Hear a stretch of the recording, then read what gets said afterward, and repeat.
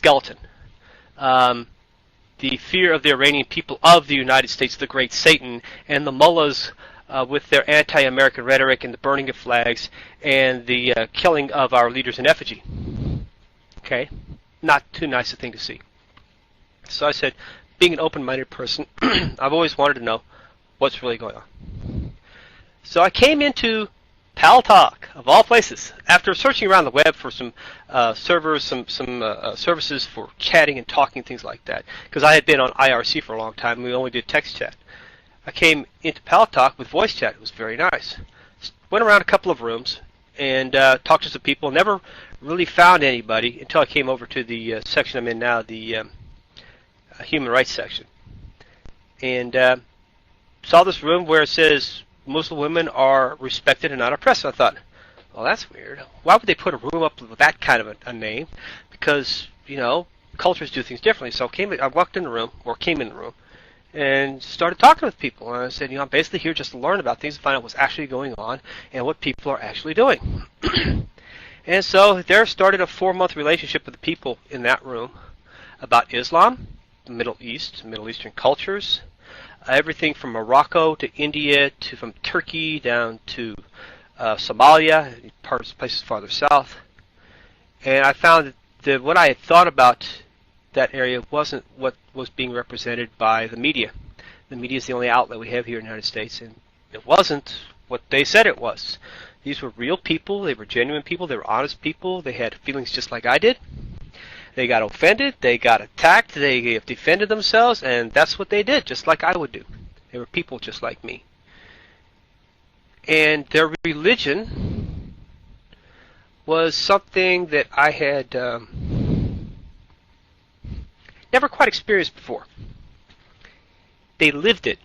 They lived their religion. They spoke of God in every sentence. Inshallah, subhanallah, mashallah. References to God guiding their life.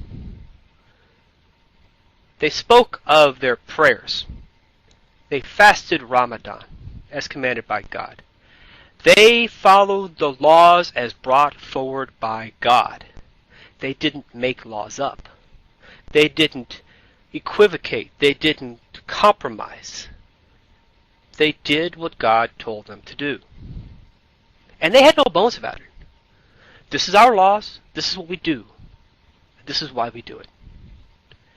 And I learned from them what their feelings were about the monotheistic nature of God. Tawheed, as it's called in Islam. And everything rang so true. I mean, I spent 4 months reading the Quran, picking their brains, pinning them to the wall, demanding answers. And everything was answered. Every question was satisfied. Everything rang true. Throughout my life, I've had the philosophy, truth is, the real truth always comes to the top. You can't hide it, it's there. There are certain truisms that are just basically there. One is that there is only one God, nothing else. Another is that certain crimes have punishments, and they should be punished that way. Another is you're supposed to worship God, not have God do everything for you, because you're not here to have Him do it for you. You're here to live your lives. And this was evidenced to me by the behavior of the people I was speaking with who were Muslims. Muslim means submitting oneself to the will of God. That's what a Muslim is. It doesn't matter what part of history you're in. A person who is a Muslim submits themselves to the laws of God. And I finally came to the conclusion that I had been lied to by Christianity. I had been lied to by everything else I'd ever seen and ever experienced. And Islam was the truth. I could not deny it. No matter how hard I tried to deny it, I couldn't deny it. I could not find anything as leverage to prove that Islam was a lie or had anything wrong with it. Yes, there were questions. Yes, there were things I had to figure out for myself.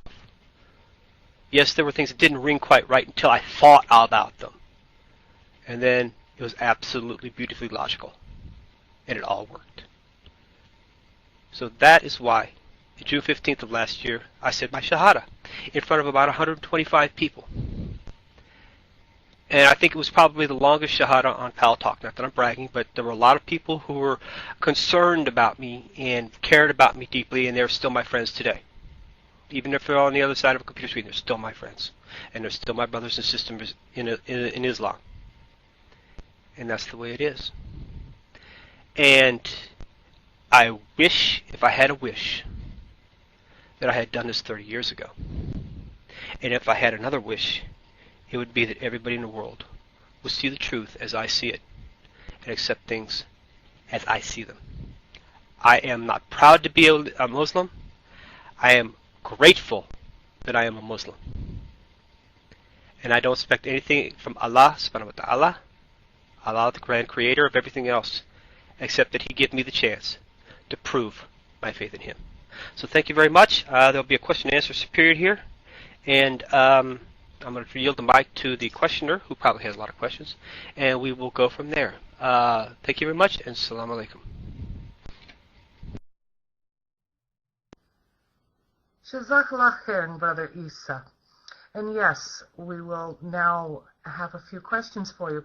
I'd like to begin with asking you, would you say that there is one profound moment during this journey to Islam that even today stands out in your memory as being the most important or pivotal moment in your journey? It may have been a person or a place even. Could you share with us now, please?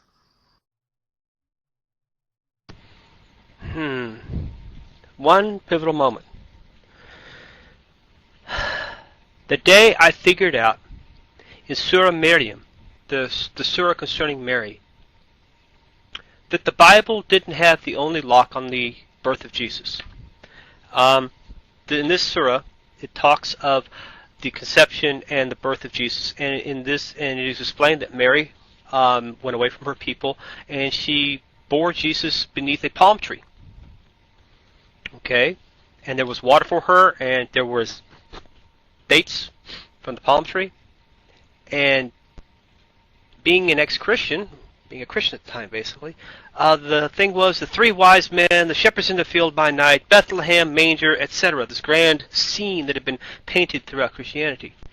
And I stopped and I thought about it. And I did a little research, and I found that in the days of Jesus, they had palm groves, entire plantations of palm groves for harvesting dates.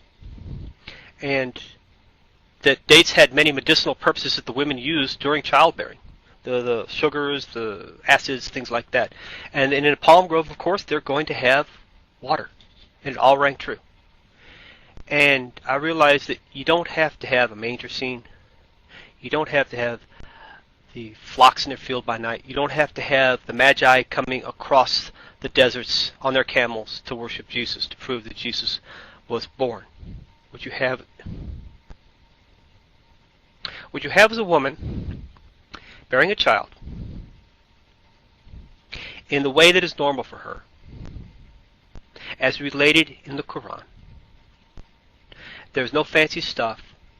There's no angels singing. It's the way every other child is born.